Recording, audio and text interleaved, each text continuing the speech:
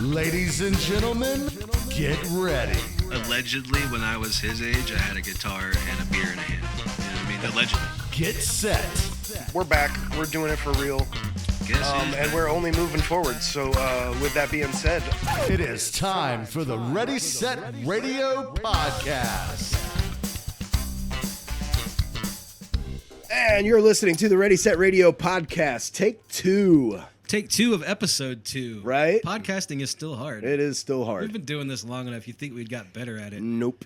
J-Dub's making it easier. It is, yeah, dude. Doesn't make it less hard. Major addition to this podcast you are, man. Glad you're here. Thank you. I'm just thankful that now the hard stuff he gets to deal with. Right. More so than you are. Yeah, more like he can deal with a lot more of the planning and all the technical, and we just get to sit here and talk. And we just get to sit here and look at the back of his skull. Yeah. Speaking of talking, though, I heard you had a story for us about the house. Yeah, I live in a haunted house. Do you? Yeah. I mean, You've mentioned it before, but yeah, we had like shadow people in the house. Nothing vicious. Nothing feels evil about Right. it. Sometimes you just catch it out of the corner of your eye, a shadow figure. Mm-hmm. Sometimes you'll feel like someone's walking up to you, and then you look up and no one's there. Sometimes you'll hear a voice in the house, like they're calling your name maybe, right, but then no one's home. right. But last night I'm in bed, almost 3 in the morning. I'm wide awake because I've been up for about an hour, and I hear 3 knocks. Like, good time. It sounds like on the front door. Maybe. But I go out around the house. There's no one outside. There's no one inside. The wife's asleep. The pets are asleep. Were you asleep? Oh, man, I never thought about that. I don't think so. Now you're going to have me question myself, but like, I definitely got up and I definitely investigated the source of the knocks, but I couldn't find anything. So I always wanted to know, have you guys currently or ever lived in a haunted house? I haven't lived in a haunted house, but I've had some creepy stuff happen in the middle of the night. Actually, just the other night, I have a story that relates a little bit. I was dead asleep.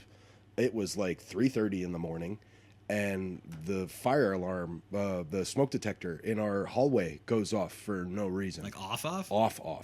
It's not the chirp. Yeah. My battery's low. It wasn't that. There was something happening. So I go out there and I'm like trying to knock it the hell down because I'm like, if you wake up my baby, I'm gonna kill you. So, but I go out there and I'm like, there's nothing going on. There's nothing, So I go back to bed. It goes off again. Whoa. Yeah. You have a ghost fire. About 25 minutes later. Wow. Yeah. Strange, dude. Strange. It's only a smoke detector, right? There's no like carbon dioxide detector, Nope. nothing like that. Just a smoke detector. And we have carbon monoxide detectors in the house. Oh. And the only thing that went off was the one that was in the hallway. Dang. And yeah, so Has it gone off since? No, because I broke it. There's a new one in its place already, but that one is broken in pieces on the garage floor. As well it should be. You got dang interrupting, right. interrupting your sleep. J-Dub, you ever lived in a haunted house? No.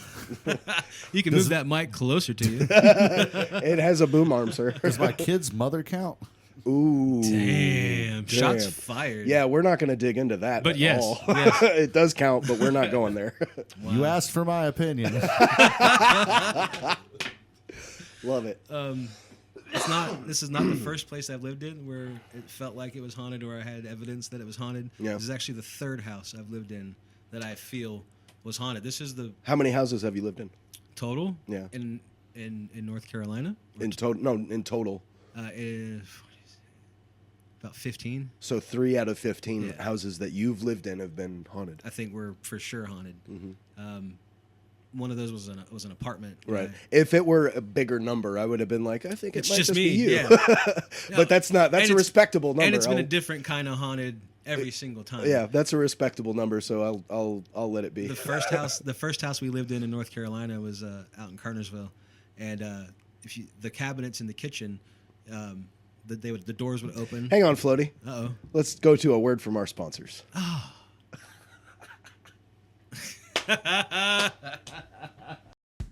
Hi, I'm the Beard, And I'm Floaty. and We suck at these. yeah. Hi, I'm the Beard, And I'm Floaty. and we're here to sell you some stuff. You like merch? We got merch. We got merch, coffee mugs. Mug. You should buy one of these. Let's try that again. Hi, I'm the Beard. And I'm Floaty. Sorry, you know what? We have merchandise that we want to sell you. Hit 'em, Beard. Mugs, hot coffee. Hi, I'm the Beard. And I'm that other dude. Hi, he's Floaty. And that's the beard. Bye. Mugs. Hot coffee! Hi, I'm the beard. And that was mugs. Hot coffee! Do you drink out of cups? Hot cups. Do you drink out of cups? Do you wear shirts? Comfortable shirt! Because we got merch. Get it at the, under the, Ready Set Radio. Hot coffee. Do you like shirts? Do you like cups? Do you like cups? Do you like shirt from Ready Set Radio? Radio. Dude, we also have flip-flops and hoodies. We have hats and stickers. Comfortable shirt! ReadySetRadio.com. ReadySetRadio.com. Click on the shop tab. Click on the shop tab. Why am I pointing up? Hot coffee! You have a flag. Yeah. Go check it out. So the cabinets in the house, man, like the doors would just open on their own. Like you'd be sitting in the kitchen. Like real deal haunted stuff. Yeah. But worse than that, like say you're unloading the dishwasher and you're putting mugs in the coffee mug shelf. Mm-hmm. On many occasions, we all experienced putting a mug up like a line to the left and then going down to get something else and coming up and the mug would be a line to the right. Like really creepy things moving kind of stuff. Never Right. saw anything, never heard voices or knocks and stuff. But in that house, specifically in the kitchen, stuff would move. Right. Not like Poltergeist, we'd see a chair fly across, and we hardly ever saw the actual motions. Occasionally, you'd see the doors open. Never saw the dishes move. They would just effing move. No bleeps on me. 2 episodes in a row. That's the goal. I'm proud of you, dog. Yay. Then the second place I lived that was also haunted was an apartment out in Greensboro. Right. And the worst example, we always heard. Wait stuff, right there. We've got another segment to get to. All right, thank you. This is Floaty and the Beard from the Ready Set Radio podcast. We are sitting here with our good friend Isaiah Finley, or should I say, 6 foot sexy Nate Burnem. You know, really big honor. I think it would be a bigger honor if we have Beard give me the introduction. Ladies and gentlemen, we're here talking with 6 foot sexy Nate Burnem. Welcome to the podcast, my friend. Welcome to the podcast. We're excited to talk to you. So Nate Burnem, I couldn't help but notice that you walked in here with this beautiful title. Look at that. Indeed. See, this was my first title. I won it off of Cam Brown at BWA in Eden, North Carolina, and I am still the current reigning and defending, you won't know anything about that, defending television champion. You're television BWA. champion, ladies and gentlemen. I'm going to clap every time we say something. So, Nate, we appreciate you coming, sitting down with us and having a conversation. It's going to be nice to talk to someone who's not a fellow local scene musician from our past and someone new and fresh and exciting. So thank you for taking the time out of your day. Indeed. And I want to thank a shout out to J-Dub for hooking up this interview. J-Dub, thank you. He is still sitting there, guys. J-Dub, say hi. J-Dub. Hey guys. Hey. Appreciate it, man. All right, so Mr. Burnem, can I call you Mr. Burnem? You can call me whatever you want. I'll call you Mr. Isaiah, Burnem. Mr. Burnem, I'd like to know a little bit about how you got into wrestling specifically. Have you always been a fan, like as a kid? Like, how'd you kind of get liking the art of wrestling?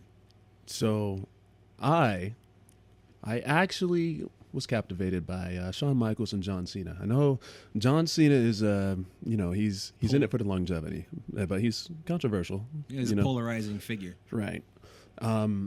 So I fell in love with that when I was a kid. You know, had all the action figures. You know, I used to have like this Hell in a Cell like setup thing for like the action figures. Had all the games and everything. And I remember that I was in middle school and we had a career fair, and I came dressed as John Cena. You know, I was just like, I had the little toy belt and everything. I had like, I was cool. The actual black John Cena. So that's a good gimmick right there. I love it. That's I don't know if we're gonna fix that in post or not. Don't want to get canceled. Yes, we can fix whatever we need. We can fix whatever you need in post for sure. So yeah.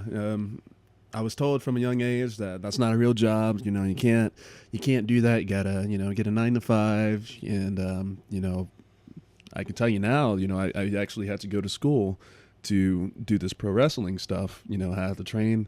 So many bumps, bruises, cuts, everything.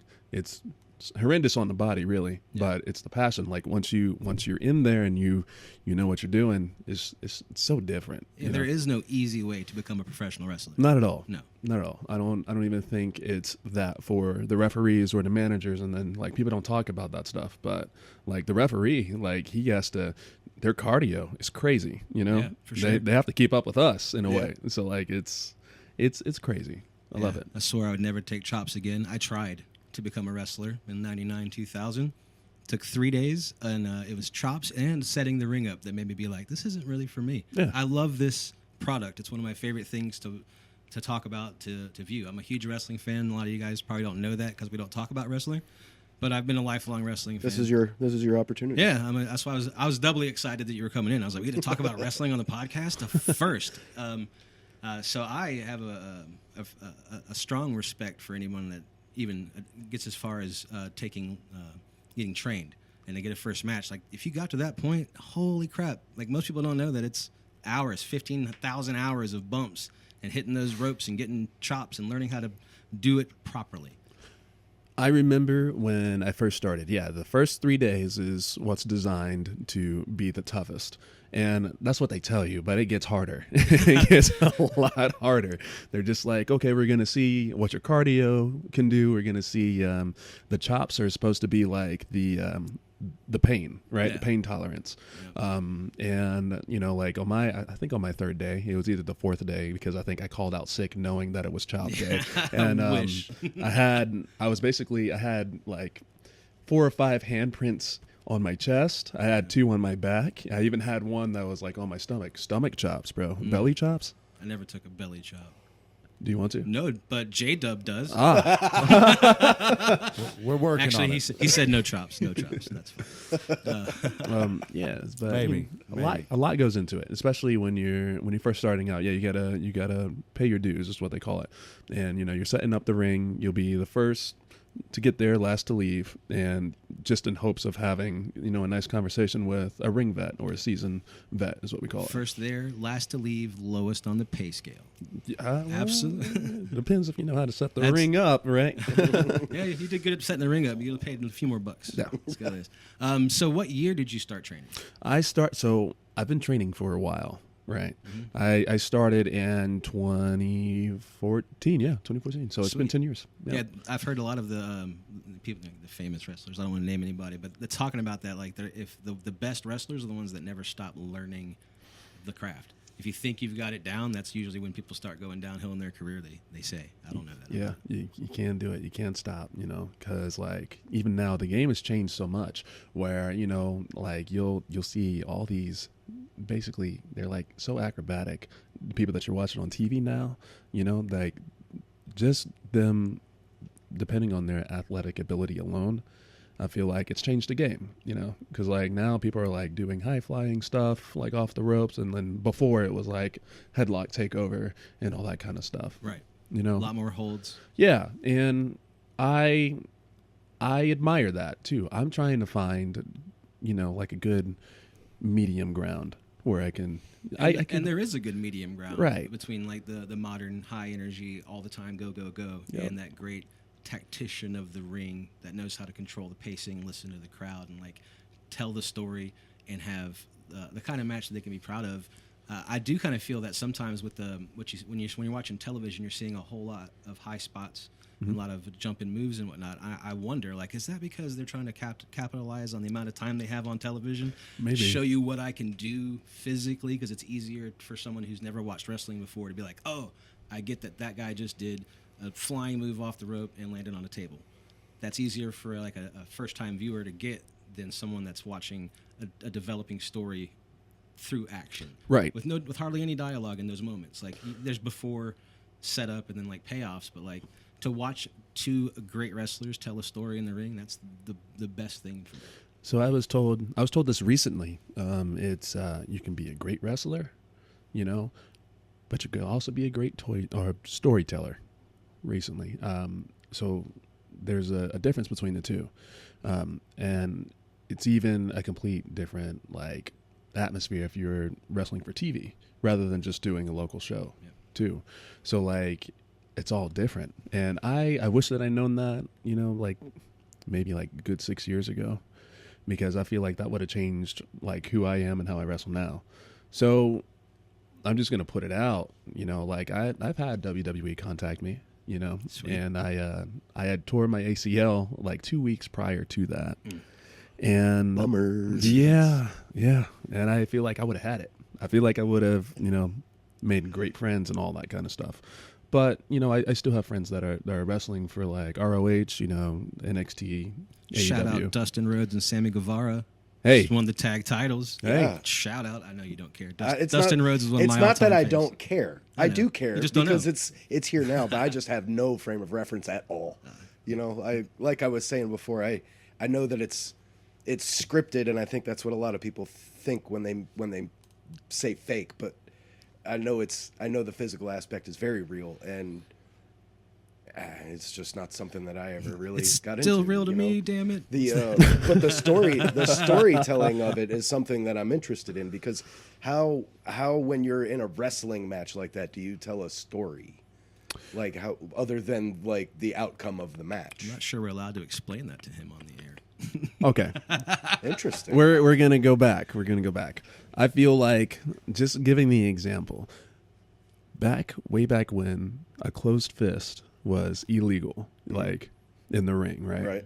So you would have a heel, get out wrestled, which means like they'll be, the face will be like doing different holds and basically making the heel look bad. Right. So he has no choice but to, Use the fist. Right. but he'll do that when the referee isn't looking. Right. So the story is like this heel just did something illegal, Got right? it. And now the face wants to wrestle down to the heel, instead of, like doing all these holds, he just got clocked one. And instantly, I'm sure we have all been punched in the face, before, and it's, you got to be quick with it. Oh, you just punched me, mother, you, right? Yeah. So the face will try to get back at that. But if the ref sees it, you Right. basically lost the match. So I feel like everyone would be cheering for either the face to out wrestle him again and show the character that he's the bigger man, or be as low as the face, or the heel, rather. Right. Yeah, you're very directly carrying the investment of the audience based on the action in the ring. Very well. Okay, that makes sense. I So- understand that now. Of course, they would be doing like moves in between that, but Right. the moral of the story is, the face getting back at Right. the heel for doing that. Makes And sense. there's many, many, many Yeah. ways to tell a story in the ring. Very. And outside the ring, and in the audience, Yep. and on the walkway, and Yep. backstage. There's all kinds of ways to tell stories in wrestling. Yeah. Um, Yeah.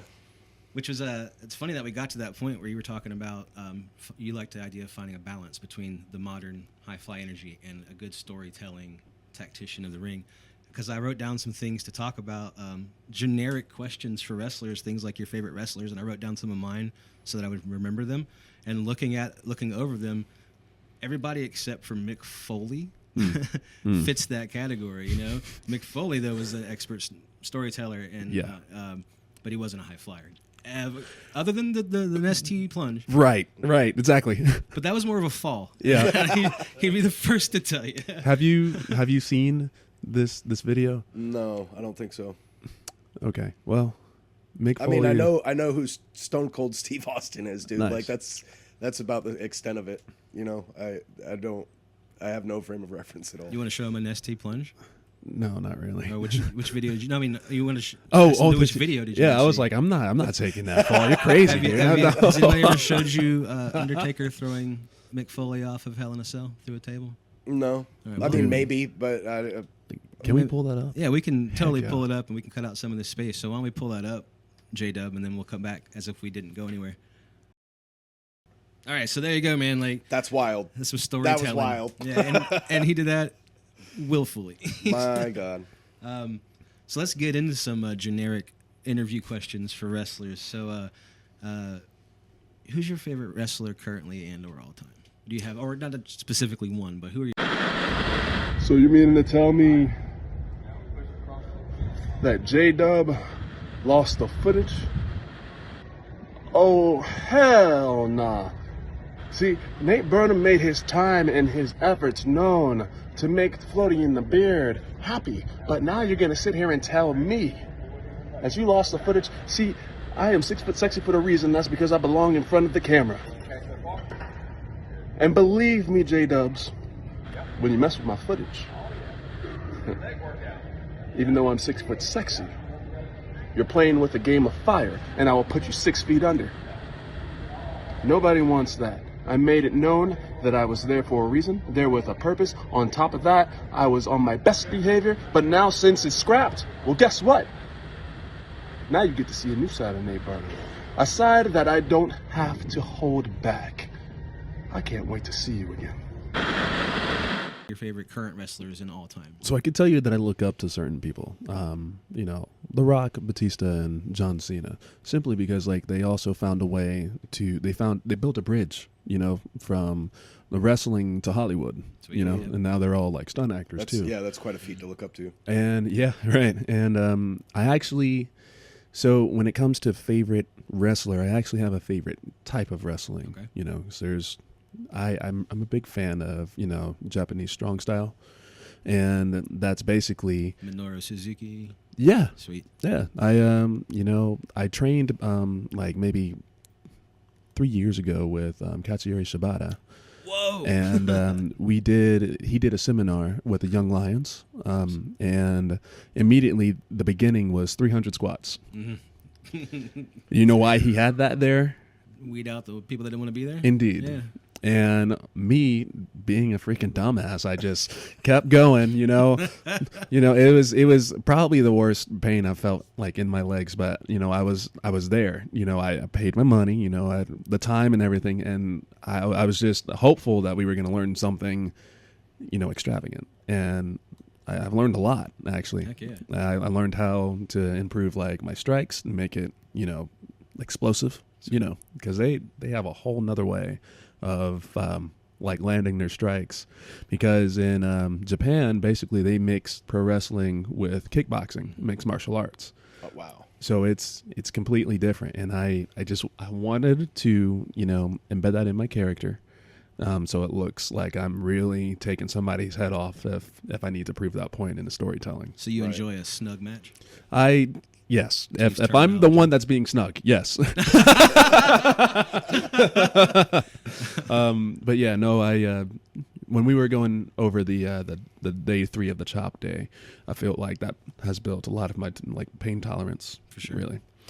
Going back to the WWE conversation, I had tore my ACL in a match, and I'm no Mankind or anything, but I felt it tear, and I let out like every cuss word known to man during the match. Yeah, right. And then, you know, there are kids in front row, so all I hear is the commentator team trying to like talk over me, you know, laying out all of the F-bombs and like, dude, it was so bad. But I remember that, like we said before, I was building that match for like a good month, so I had to finish the match, and I had to do it on one leg. There's something more valuable at stake than your pain. Yeah. Yeah. The story, it matters. So no favorite wrestlers. That's fine. Who's your favorite? No. Who? For my all times, currently it would be like MJF, Cody, Kevin Owens. I like them. Orange Cassidy's real interesting to watch. Mm-hmm. But all time, it's like Ted DiBiase, Sabu, Tommy Dreamer, Mick Foley, Triple H. So do you like hardcore? I like all types. I'm a fan. My favorite type of wrestling incorporates elements of everything. We are talking about wrestling here. I know I said hardcore, but He saw a grin come across your face. Hold on, Beard. I know, yeah. I know a thing or two about that. I like types of wrestling that incorporates almost every type of wrestling, and I like things that blur the line between the ring and the audience, so which is why like most of my wrestlers do kind of tend to the hardcore side. But honestly, even though I love Tommy Dreamer in ECW, I think his stuff in WWE was way funner. It was way more fun, you know? Yeah. Especially, at least for me, when I'm watching with my friends, because we were all Dreamer fans.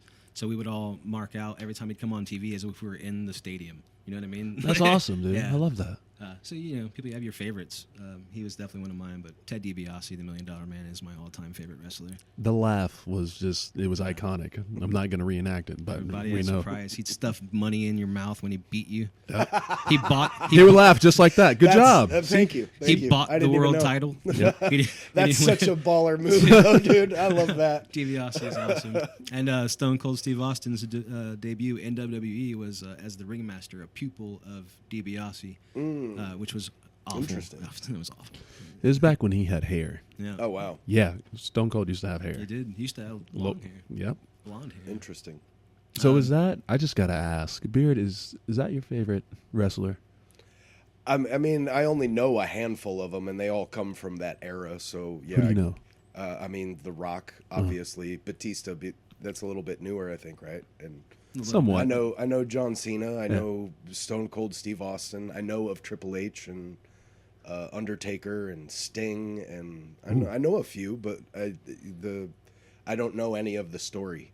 You Gotcha. know? And I just realized that you are the representation in this room of the household name thing, where like some wrestlers become household names, Right. like yeah, Stone Cold. yeah, Right. that's very true. That's Like actually what it is. those are the ones that I know, the ones everybody knows. But Have yeah. you ever watched a full episode of any wrestling show ever? Just No, curious. not a full episode. I've seen clips here and there, and I've got a handful of other friends that go to WrestleMania all I was the gonna time. say, so I can assume And- that you've never watched the spectacle of a WrestleMania. No, not really. No. Right on, that's fine. Yeah. I'm not judging. Yeah, no, not it's for just everybody. it was just not something that ever turned my crank, I guess. I will say it's not for everybody, but there's something for everybody in wrestling. There should be. I could see that. I could see that. All right, back to Mr. Burnham. I can still call you Mr. Burnham. 6 foot sexy. When was your first match? I had my first match July 21st of 2016, and it was literally just a battle royal, if you will. But I still count that. Absolutely. And I think when I got thrown out, I tried to do the Kane back out way. Like I kind of tried to do a backflip over the ropes, and when I did that, I fractured my heel. Oh, But dang. came down. Yeah. Hit the Wow. ring. Thank sucks. God I didn't have to get back in, but it's just everything hurts, man. And it's like with the wrestling stuff, you are the model, the actor every now and then, right? And you're the stunt man, and it all happens in real time. Live. Yeah, There's no second takes. No, there is not. There is not at all. And it's like if you break your leg, well, hey, get pinned 1, 2, 3. Yeah. Figure it out. Roll out. I've never thought about wrestling in those kinds of terms before. I think that's pretty interesting. That it's to have you put it that way. It's you're the actor, the stunt man, all of it, all at once in real time. That's pretty interesting. I would say the most challenging part, right? Like, of course, you're in there. You got to learn your moves and how to do it, right? But you have to interact with the fans, and I've always been kind of like, I'm an awkward dude. That's just me, right? So getting in the ring and conveying a character for people to have hope, is like the toughest thing that I have ever had to do, and every now and then I got to find the camera. Like if I get punched in the face, I got to be like, oh, I got to sell it to the camera. And that's the only part that's kind of awkward. Of course it hurts, but it is what it is. Right. Well, the pain just helps with the show. Yeah. Adrenaline, just a little bit. When is your next match? My next match that is like a big one is going to be August the 31st. Okay. And I made it interesting. See this television title here. It's going to be on the line, right? Uh-oh. But I'm going against the original guy that I, who held it before me. He's an undisputed champion now. Uh-oh. So it's title for title. It is title for title. It is. So if I Sounds like win, a big That's match. a fantastic stipulation. Yeah, that sounds like a big match. I'm excited. I've been trying to brush up on my cardio. Yeah. So How much lead up to this match has been going on? Well, we had a conversation, and it was on the camera. This was like maybe 2 weeks ago, Right. and nothing against when people look at champion, they look at someone who is 6 foot what? 2 6 foot 6. 6'6". Sexy. 6 foot sexy. Oh, Uh-huh.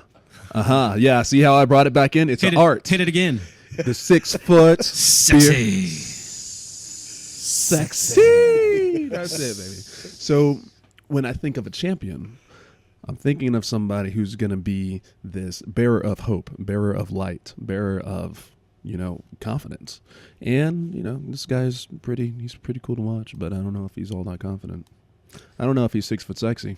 Ooh. He's definitely not 6 foot sexy. These are strong words from Mr. Nate Burnem. I will back every sense of muscle in this whole conversation. I believe it. I'm glad I'm not wrestling you. Yeah. I'm glad it's not me and my title on the line. I have to come up with a title now. I think you guys should have a title. We should have a title belt. That'd be awesome. We'll get one. We'll come up with a good name for a title for our show, and then a way for it to change hands. That'd be fun. Oh, yeah. That'd be funny. That'd be great. Well, 6 foot sexy, Nate Burnem, I appreciate you coming out here and spending some time with us. Was there anything else you'd like to tell your fans out there listening? Listen, I don't really have anything that you guys don't really know about, but I feel like if we can get the wrestling community to share this out, man, I feel like everyone and their mother would listen to this. Also, by the way, you mentioned Sting. Yeah. Sting is coming to WrestleCade. Yes. WrestleCade is a convention where you have all these stars that come to the Benton Center. Benton Convention Center. Downtown on Cherry and That's pretty cool. Mm-hmm. And it's hosted by AML. If you guys don't know of America Most Like Wrestling, you guys should check them out. They book the stars. Stars come down. And right now we're working with Nick Nemeth. Oh, sweet. Mm-hmm. That's awesome. That convention is how I met Jake the Snake Roberts outside of my place of employment. He just came walking by and he stopped. When you worked at Burger Bash? Yeah, he stopped. He's like, "Hey, man, where can I get a Pepsi around here?" That's cool. Told him how to get That's to a cool CVS. story. Yeah, dude, I got a picture of it. Nice. You shook his hand and everything? Did not shake his hand. Dang. No, but I like Jake the Snake. He was fun. I say my biggest regret right now is I saw both the Wild Samoans there last year, and I did not get a picture with them. I shook their hands, however, but there's no recorded. Yeah, picture it didn't evidence. happen. Yeah, exactly. That's a bummer, man. It is. It is. Now you don't get the chance. That's a shame. Well, anyway, thank you very much for your time. And I had a blast talking to you. This has been super interesting, man. I've had a great time. I know, Beardy didn't have much to add, but I was having a great time in this conversation. I learned a lot, I could tell you that. And I actually want to have you back to talk about other stuff. Oh, sweet. Because we have, I know we can talk about horror stuff, movies for Sounds like minutes. we've got quite a few we other can talk things about in common. music and drums for another hour, so I want to have you back if you're interested. Listen. Because I also want to find out how your match goes. Yeah. I want to get your opinion on what happens after the fact. This sounds like a good idea to me. Let's make that happen. We will make that happen. J-Dub, take a note for us. You got it. All right, well, I want to shake your hand. Thank you very much. And we'll send it back to Floaty and the Beard at the Ready Set Radio podcast. Indeed. Awesome. Thank That you. was fun. Yeah, so I was staying in this apartment in Greensboro with several other managers of the same Blockbuster that I worked at. All three of us lived in one place. Showing your age. Oh yeah, I know. The place was haunted. We'd hear in the attic, we'd hear steps and like scratching in the attic, and we were always too like scared to go look what was going on. Right. Well, one night I closed, and they were already home, and I got home, they were in bed. The whole apartment was dark, and I was like, "Damn it! I'm still up from work. I don't want to go to bed yet, but okay, I'll just go to my room and listen to music." So I go to my room, close the door. The whole house is dark except for my room. Our hallway light was a green light. And I'm sitting there, and this green light floods my room under the door, and I see a shadow walk past, going towards the kitchen. I was like, "Heck yeah, someone's up! I can talk to somebody."